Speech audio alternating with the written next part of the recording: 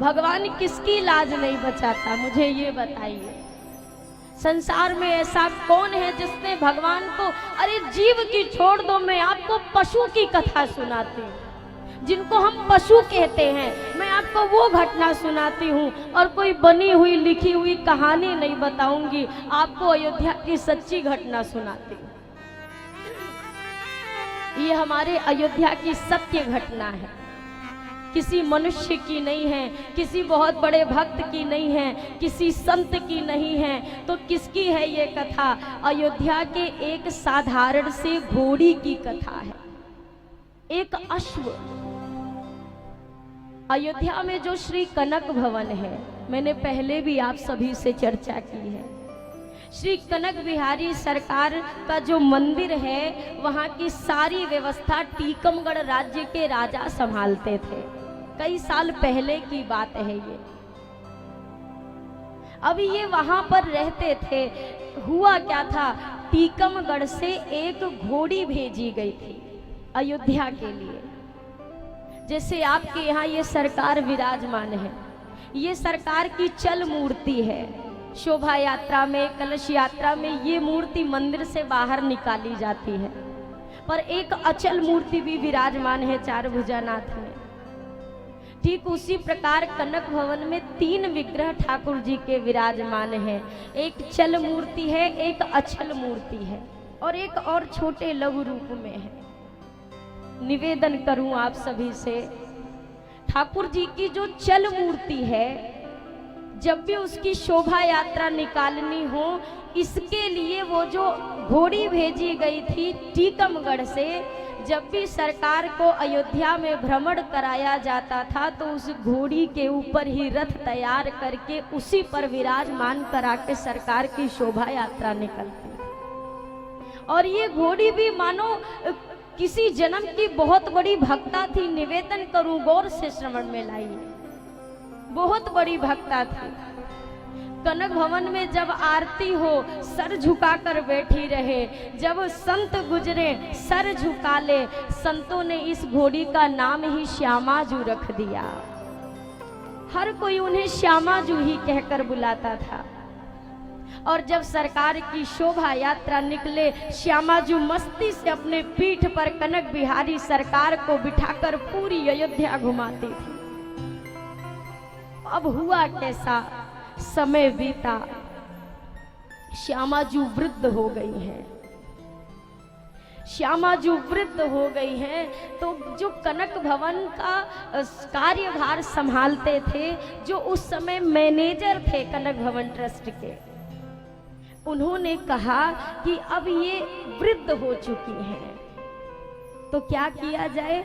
Manager साहब ने कहा कि अब ये श्यामाजू को वापस टीकमगढ़ भेज देते हैं और वहां से निवेदन करेंगे कोई और एक अश्व भेजा जाए।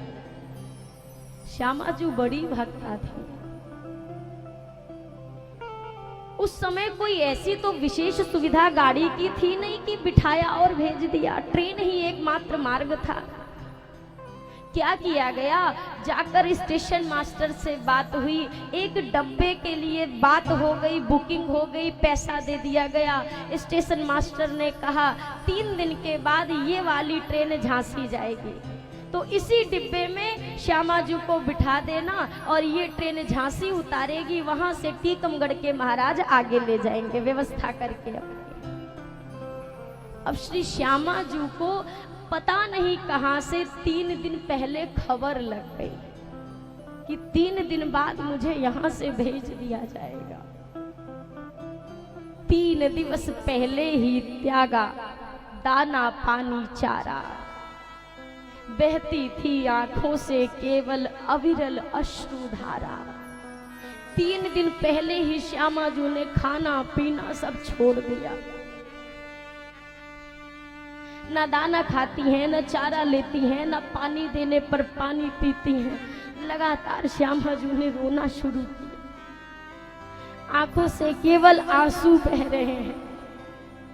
श्यामाजू कनक भवन की ओर देखकर कहती हैं, श्यामा कहे रघुनाथ सुनो, करी सेवा बसी तुम्हारी रजधानी।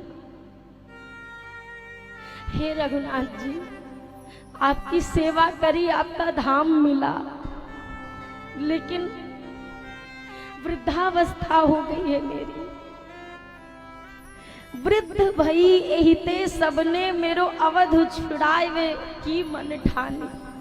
मैं बूढ़ी हो गई हूँ और ये सारे लोगों ने अब मेरी अयोध्या छुड़ाने का मन में ठान लिया है। मेरा कोई जोर भी नहीं चलेगा। श्यामा जी कहती हैं, बात सुनी जब ते तब ते हरि सूखत ना अखियन को पानी। जब से सुना है ना कनक बिहारी सरकार, मुझसे चैन नहीं आ रहा है। 3 दिन बाद ये मुझे जबरन यहाँ से भेज देंगे, मुझसे आपकी अयोध्या छुड़वा देंगे। प्रभु मैं कैसे रहूं? श्यामा जी कहती हैं, धाम में देह राजेश छुटे करुणा करियो प्रभु सारंग पान।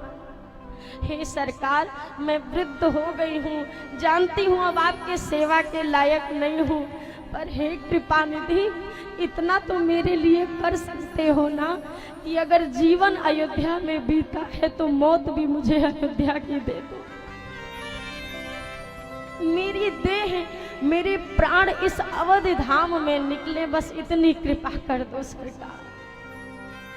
पर ठाकुर जी भी कभी कभी बहुत परीक्षा लेते हैं, बहुत कठिन साधते हैं अपने भक्त को। समय हो गया, 3 दिन का समय बीता, आज श्यामा जी को जाना है। जबरन उनको गाड़ी में बिठाया जा रहा है। श्यामा जी रह रहकर पीछे घूमती हैं, लेकिन किसी तरह छड़ी से मारकर जबरदस्ती करके जब उनको एक वाहन में लादा गया, नाथ धाम से जुड़ा जो नाता वो कबहू ना छूटे। नाथ धाम से जुड़ा जो नाता वो कबहू ना छूटे। एक लालसा यही दया में देह धाम में छूटे।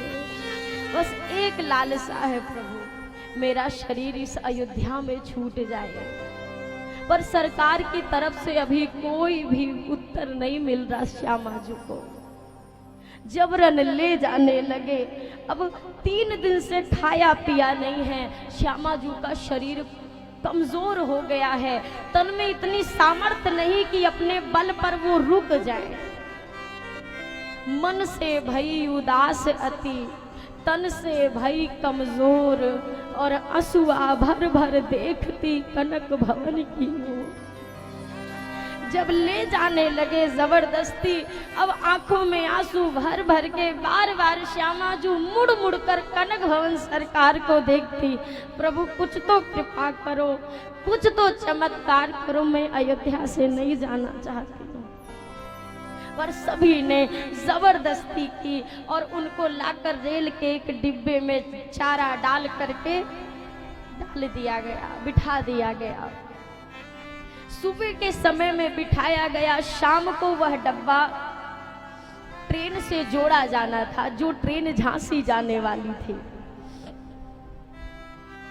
श्यामा जी मन ही मन सोचे, किसी का भला ना बुरा देखना है, हमें तो तेरा फैसला देखना है।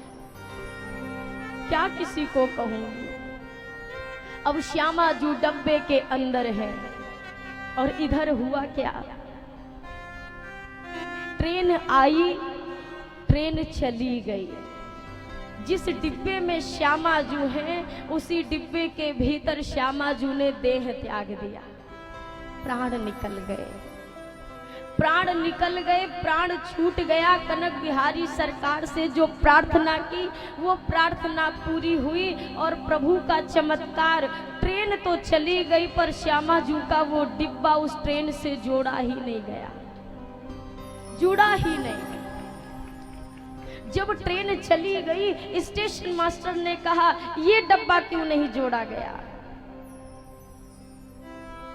सेवकों ने कहा क्षमा करे हुई भूल हमी से, किसको दोष लगाए, और श्यामा मरी पड़ी डिब्बे में, चाहे तो ले जाएं। सेवकों ने कहा हमसे गलती हुई, हम डब्बा जोड़ना भूल गए, पर श्यामा जू की मृत्यु हो चुकी है, आप चाहो तो ले जाओ। अब सभी को एहसास हुआ कि हमसे कितनी बड़ी भूल हुई। श्यामा जू को वापस लाया गया, उनके अंतिम संस्कार की तैयारी की जाने लगी। बड़े बड़े संत भी आए कि ऐसे भक्त के अंतिम संस्कार का दर्शन करके तो हम भी निहाल होंगे। एक मनुष्य क्या प्रभु से इतना प्रेम करेगा जितना इन्होंने पशु होते हुए किया है। श्यामा जू पड़ी हुई थी, श्वास नहीं चल रही। उसी कनक भवन की साफ सफाई करने वाले एक मेहतर थे, गुरुदीन नाम था उनका। पता नहीं उनके मन में क्या आया, वो नित्य प्रति श्यामा जू को कनक बिहारी का प्रसाद खिलाया करते थे। श्यामा जू जब एकदम अचेतन सी पड़ी हुई थी, वो आए और आ करके श्यामा जू के कान में कहा, श्यामा जी उठ बैठिए, अब काहे बैठी उदास, तुमको फिर से मिल गयो अवधपुरी को वास। कानों में कहा, श्यामा जू अब क्यों उदास उदास सी पड़ी हो, उठ बैठो, तुम्हें वापस अयोध्या का धाम मिल गया है। और संतों ने कहा, श्यामा के श्रवणन पड़े जब जमादार के बैन, तो फिर से जीवित हो उठी, खोल दिए दो नैन। जैसे ही गुरुदीन जी की बात कान में पड़ी, श्यामा जू आप अयोध्या में ही हो, अयोध्या का वास फिर से मिल गया है। प्रभु का चमत्कार ऐसा, श्यामा जू जो घंटों से श्वास तक नहीं ले रही थी, उन्होंने नेत्र खोल दिए। और मेरे संत जन कहते हैं उसके बाद 5 वर्ष तक वो और जीवित रहे और कनक बिहारी की अंतिम श्वास तक सेवा की। तो आप बताओ, कौन कहता है कि ईश्वर नहीं सुनते हैं? कौन कहता है भगवान कृपा नहीं करते हैं? अगर देर हो रही है तो उनके आने में नहीं है, हमारे बुलाने में है। कौन कहते हैं भगवान आते नहीं, तुम मीरा के जैसे बुलाते नहीं।